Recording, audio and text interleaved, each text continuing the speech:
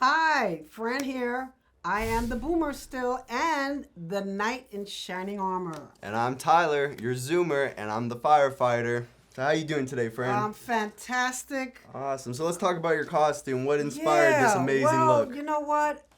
Believe it or not, seriously, I feel like a knight in shining armor many times. Yeah, you look like one too. Because when we do these transactions, they are kind of spooky. Oh yeah. And very challenging. Definitely. And it takes a knight in shining armor to go through it all and, direct people in the direction they're supposed to go in. Not everyone listens, but most do, and that's how we close escrow. So I made a comparison of a knight in shining armor and a real estate agent because we both provide a service. Well, they save your life, but so do I. So one of the things is a knight in shining armor it's a fictional historical character. It's known for bravery and valor. And I believe that this business brings out the courageousness, the bravery, if that's a word, because we do so much. It's so beyond just putting a house on the market and waiting for it to sell. We have to negotiate the deals. We have to help the clients. We have to, of course, keep their best interests up, on top of everything else. A knight in shining armor is responsible for defending their kingdom. And that's what we also do. We provide the property evaluation, the market analysis, the marketing of the listing, negotiating the deal. I mean, there's so many different components to make it go smoothly and to close escrow. So I am very proud to be a real estate agent. Many, many times I do feel as a shining light in these different transactions. I'm dealing with one right now that's a nightmare, but I'm sure it will be resolved. This woman bought this home cash 10 years ago. She was single. Then she got married. They got divorced. And now he's trying to claim some of the proceeds from the sale of the house. So she goes back to court on Friday, so we'll see what happens. But those are the kind of scenarios that, we go through, and we have to walk people through it, and hopefully at the end, there's the rainbow.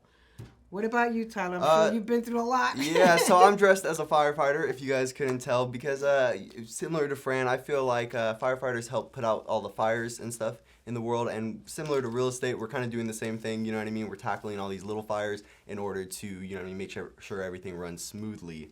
And so yeah, thanks for that nice little information. I appreciated all that backstory on the Knights. Yeah, so I would say one of my spookiest transactions, since that's kind of our theme for this episode, if you couldn't tell, would be my first transaction actually back in Lucerne Valley. We started off, I joined another agent on the transaction, and it went well. The house was, first time we walked in, it was kind of a mess. We needed to just completely clean it out and everything like that. So we took care of that. We got everything cleaned, and then we drained the pool because it was just filthy. I'm talking dead animals, just green, not what you want to buy.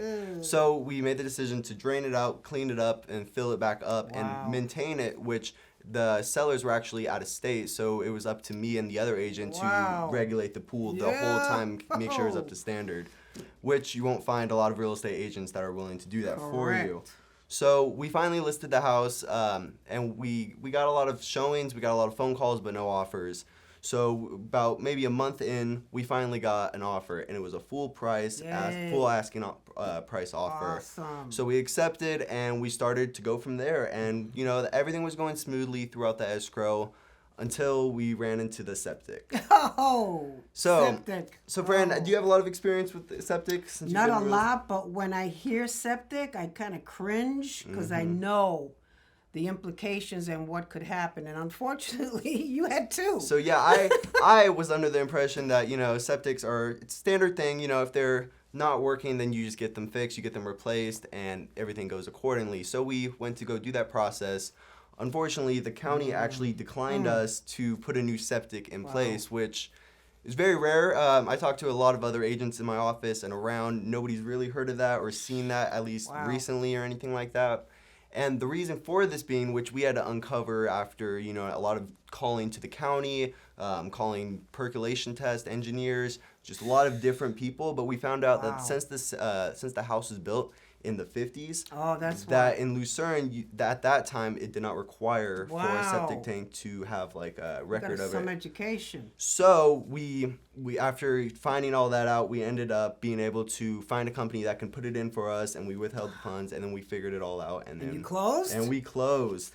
That's So it just goes to show, like being a firefighter for today, for the day. Yeah, like we're putting out a bunch of little small fires, just to reinforce what I was saying earlier, that we'll make sure that the transaction is complete and it will be smooth for you, and that at the end of the day you'll be happy. Absolutely, we make a lot of people happy. We'd like to help you as well. We wish you a great Halloween, spooky and happy, and we'll see you on our next podcast, I guess. Peace. Alrighty, have a good one.